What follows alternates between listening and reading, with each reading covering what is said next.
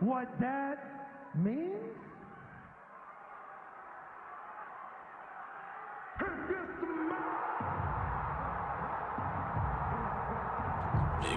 Quoi?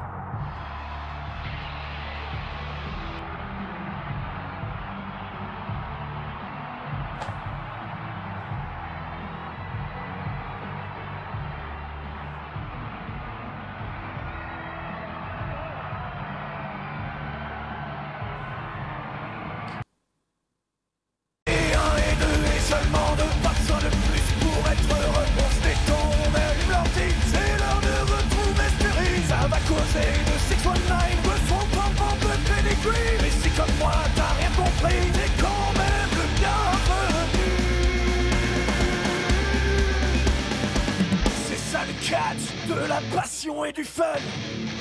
On se prépare pour le corps à corps. Donc tout le monde reste fort. Bon, SmackDown Recap. C'était réclamé visiblement. On en parle dans un instant parce qu'on est dans une nouvelle ère, celle de TKO. La fusion UFC-WWE qui est estimée à plus de 20 millions de dollars et qui au passage a placé un certain Vince McMahon au-dessus de Dana White dans la hiérarchie. Ouais, ce qui veut dire qu'on pourra avoir des run-ins dans les combats de l'UFC ou des roll-up. Calmez-vous! Je plaisante. Comme attendu, il y a eu des premiers départs dans le personnel de WWE côté administratif, mais vendredi soir, on a surtout parlé d'un certain Pat McAfee. Enfin, principalement du podcast de Pat McAfee. Pat McAfee, lors d'une session publique de son podcast depuis Boulder, dans le Colorado, et retenez bien le lieu parce que c'est important, recevait un certain Dwayne The Rock Johnson, que je suppose vous connaissez un peu. Et Pat McAfee lui a posé la question à $1 million, est-ce que le combat contre Roman Reigns à WrestleMania était dans les plans? The Rock headlining WrestleMania with Roman Reigns, SoFi Stadium, that was locked. What? Quoi? Tu peux pas dire ça comme ça? Ah mais We were... No way! Eh ben si, il l'a dit. En 2022, The Rock, Nick Khan et Vince McMahon se sont rencontrés. Ils se sont parlé autour d'une table, ils ont bu un coup et ils se sont serré la main. C'était locked. Ce qui veut dire que c'est bon, le match était dans les plans pour WrestleMania 39. Le seul truc, et selon l'explication du Rock, parce que bon, si vous êtes pas au courant, ça s'est pas fait, les deux parties n'ont pas su se mettre d'accord sur comment écrire la chose. L'idée du match n'étant pas de finir quelque chose, mais plutôt d'en être un commencement, avec aussi l'idée d'en faire profiter le vestiaire, d'élever le business et de donner quelque chose aux fans qu'ils n'auraient jamais eu avant. Sauf que voilà, les stylos ont été posés, parce qu'aucune issue créative n'a malheureusement été trouvée. Ah oui, The Rock contre Roman Reigns, vous avez bien compris que c'est une affiche impossible à écrire. Une affiche bien trop grosse pour la planète. Cependant, The Rock nous a laissé sous-entendre qu'il n'était pas fermé à une contre-proposition et qu'il y a un WrestleMania à Philadelphie l'an prochain. Et ouais, ça aussi il l'a dit. Donc les négos vont reprendre, elles ont même peut-être déjà repris, puisque Nia Jax, la cousine du Rock, a été rembauchée la semaine dernière, est-ce que ça fait partie des conditions? Enfin bon, je spécule. C'est juste qu'avec tout ça, il va peut-être falloir prévenir Cody Rhodes, qui va devoir se trouver une autre histoire à terminer. Voilà, de ce fait, Internet est en feu depuis cette annonce. J'avoue moi-même ne pas savoir quoi en penser, et à titre perso, j'aurais préféré ne jamais savoir ça. Parce que vous vous doutez bien que ça va mettre un immense voile autour de la route du prochain WrestleMania, surtout quand on sait, bah oui, comment le dernier c'est terminé. WWE SmackDown dans la nuit du vendredi 15 au samedi 16 septembre 2023 depuis Denver dans le Colorado. Tiens donc, va s'ouvrir avec l'arrivée surprise de Pat McAfee. Tiens donc. Vu qu'il est dans le coin, il s'est dit, et si je passais faire un coucou, il met ouvert le public, se fait interrompre par une vieille connaissance à lui, Austin Theory, que Pat McAfee, souvenez-vous, avait battu à WrestleMania 38, avant de perdre contre Vince McMahon. Theory veut renvoyer Pat faire ses podcasts avec une blessure en prime, il se moque de sa tenue parce qu'il a pas la même dégaine que lui en débardeur, qui ressemble à un marchand de frites. C'est pas gentil ça! Ici, ce n'est pas SmackDown Live, c'est Austin Theory Live, nous dit-il. McAfee lui répond que ce n'est pas Austin Theory Live, que c'est le show du peuple live. Et parlant du show du peuple, oui, voici le champion du peuple.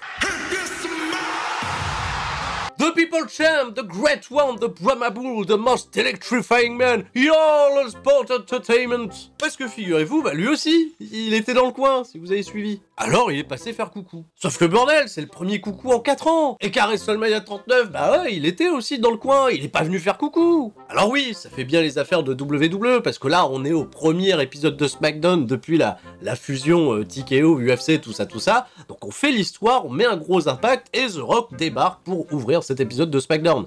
hein, qui va faire, je pense, des millions, et des millions de vues sur la télé, des millions de vues, des millions d'interactions sur internet, il y en a déjà. Mais avant toute chose, et le plus important, bah, c'est qu'on profite. L'électricité dans l'air, tout ça, on vit l'instant, et l'instant, il est spécial. Theory veut pas se laisser impressionner, et Rock, ça fait un bail, mais là, t'es sur mon ring. Pas terrible, hein, comme voix pour Austin Theory. Rocky lui a juste répondu « Shut your bitch ass up! » Et je vais te montrer comment ça se danse ici. Il a retiré sa veste, il est aussi en débardeur, sauf que The Rock a pas l'air d'un mec qui fait des frites en débardeur, quoique j'ai rien contre les mecs qui font des frites, et The Rock, tu me fais des frites quand tu veux. Si vous sentez ce que le Rock cuisine, la friture, tout ça, voilà, c'est pas mal. Theory, il va tenter de le couper à nouveau avec un Doesn't matter what The Rock says! plutôt osé, plutôt bien tenté, et il lui dit que finalement, Austin et The Rock sont dans le ring à nouveau, sauf que cette fois-ci, c'est pas le même Austin. Ah ça, The Rock demande au gamin s'il s'appelle bien Austin Theory, s'il vient de A-Town, mais ce qui est sûr, c'est qu'il est un A-hole. Ça veut dire trou du cul. Ah merde, la censure. Et la censure, c'est pas que sur YouTube, c'est également sur la Fox. Puisque The Rock va avoir la bonne idée de refaire un segment de 2002 où il a fait chanter la même chose au public pour Vince McMahon, là pour Austin Theory. Sauf que ça rendait quand même bien mieux en 2002, et ce sans censure s'il vous plaît.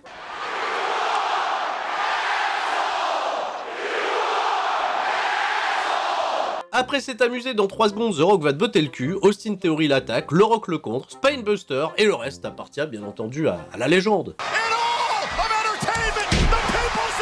Il est tellement sympa The Rock qu'il va même faire croquer McAfee à la fin. Allez, vas-y, c'est ton moment gamin. Voilà! Un bon gros SmackDown moment comme on les aime. Mais j'en ai peur, qui n'aidera pas plus Austin Theory que ça n'avait aidé Baron Corbin il y a 4 ans. Pas de référence à un potentiel Reigns contre Rock, même si je m'attends à une promo lundi de Cody Rhodes qui ressemblera certainement à une qu'on a bien connue il y a 12 ans. But the fact that Dwayne is in the main event of WrestleMania next year and I'm not makes me sick. On retrouvera un peu plus tard The Rock et Pat McAfee en coulisses, rejoints par une autre légende dans la personne de John Cena, un face-à-face nostalgique qu'on ne peut visualiser sans la chanson de Machine Gun Kelly. Voices in the air. Une poignée de main, une accolade, ça fout les poils, et il faut bien reconnaître quand même que c'était chouette. Bon! Après ça, on a un épisode de SmackDown qui reste un épisode de SmackDown, avec, comme vous le voyez, un programme qui a l'air plutôt sympa, à commencer par un combat revanche un peu classique entre les anciens leaders du Bullet Club. AJ Styles contre Finn Balor. Alors pourquoi? Parce que la semaine passée, AJ Styles qui feud avec Jimmy Uso et Solo Sikoa s'est fait attaquer par le Judgment Day, qui a livré Styles sur un plateau d'argent à Solo. Jimmy, lui, il continue de draguer la Bloodline, mais Heyman, il a pas l'air décidé à vouloir le réintégrer, il attend les consignes. Il a dit à Jimmy, c'est compliqué, Solo lui a fait comprendre que c'est compliqué aussi, et la relation entre la Bloodline et le Judgment Day, bah là aussi c'est compliqué, parce que la semaine dernière il y a eu aussi ce super face-off entre le Judgment Day et le Hurt Business 2.0, qui n'a toujours pas trouvé de nom d'ailleurs, hein, n'hésitez pas dans les commentaires, où Damian Priest a lâché à Bobby Lashley, la Bloodline va s'effondrer et on va prendre la place, pour derrière, bah oui, aider la Bloodline. Alors c'est compliqué. En revanche, quand on parle de catch, c'est pas compliqué, puisque le catch entre Balor et Styles, évidemment c'est propre, c'est 9 minutes de plaisir. On a de bonnes combinaisons, un Dada et un Dodo qui étaient en backup pour Fifi, alors que le club de Styles, bah j'en sais rien, moi, il doit être en vacances. Intervention à la fin, mais gaulé par l'arbitre, tout le monde dégage. Mais le temps que ça dégage, et ben t'as un certain Jimmy Uso, qui est venu coûter la victoire à AJ Styles. Finn Balor recroisera Jimmy backstage, et l'aide a été appréciée. Jimmy lui dit que c'est un juste retour des choses, au vu de son aide la semaine dernière. Finn Balor rajoute qu'à Monday Night Raw, il a proposé à Jey Uso de rejoindre le Judgment Day, et il a pas dit non. Il fait la même proposition à Jimmy avec un argument de poids. Ici, il n'y a pas de leader, ce qui veut dire pas de Roman Reigns pour donner des ordres. Jimmy, il a pas dit non non plus. Hein, mais il y a un certain Paul Heyman, il était dans le fond, il a écouté, et lui il a pas l'air de véritablement apprécier. Bah oui, mais il faut savoir ce qu'il veut, Paul Heyman, c'est compliqué. Bref, on est encore une fois passé du statut c'est compliqué à bah c'est compliqué, et étant que Roman Reigns revient pas aux affaires, ça risque pas de bouger d'un Wheeler Yuta.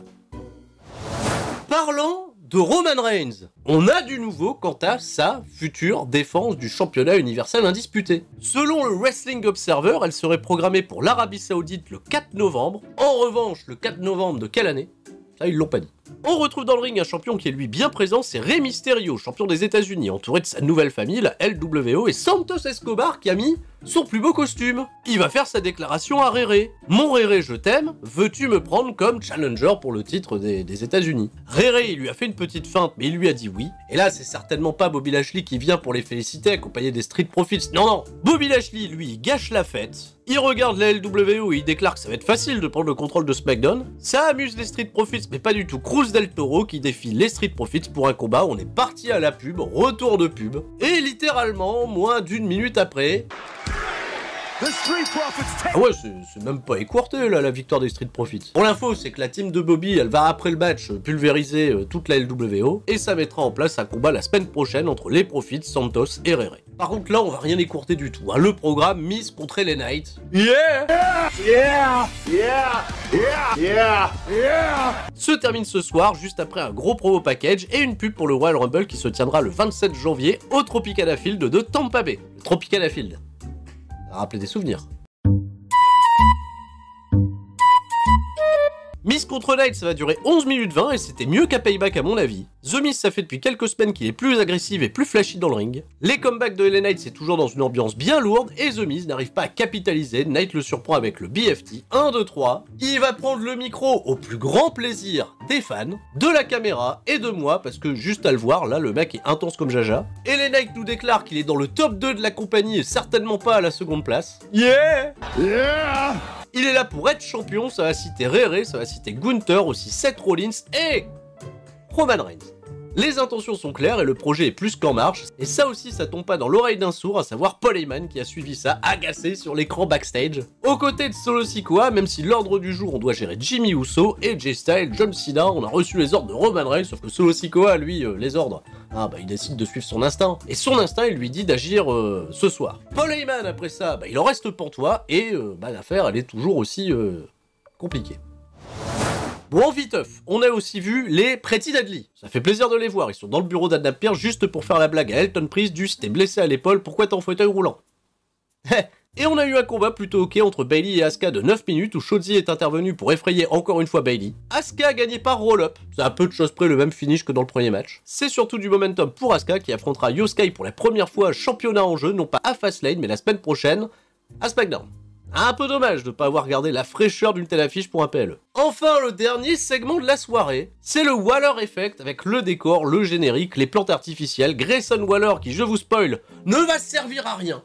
Il sert à rien. À part nous présenter John Cena qui fait une entrée, ou alors il va un peu le chambrer, un peu, bon ça va, juste un peu, sur son surnom déjà, le plus grand de tous les temps. Alors qu'il lui rappelle, il a perdu contre Austin Theory à WrestleMania, c'est pas ça l'être le plus grand de tous les temps. Et là, ni une ni deux, c'est le bas de signal pour John Cena qui s'est vexé, il fait tomber le t-shirt, le mec est nerveux, mais pas le temps non plus, pas le temps, parce que Jimmy Uso il arrive, et était déjà en querelle avec John Cena depuis son retour il y a 2 semaines, il va menacer Cena de quitter le ring, sauf que Cena, il peut encore pas une fois prendre de décision ni répondre, puisque là, musique de Solo Sikoa, accompagné par Paul Heyman et la surprise Solo, il menace de buter Jimmy Uso, mais finalement c'est une feinte de pouce et super kick sur John Cena. Jimmy il pense que Solo et lui ils sont ok, mais Solo il ignore totalement.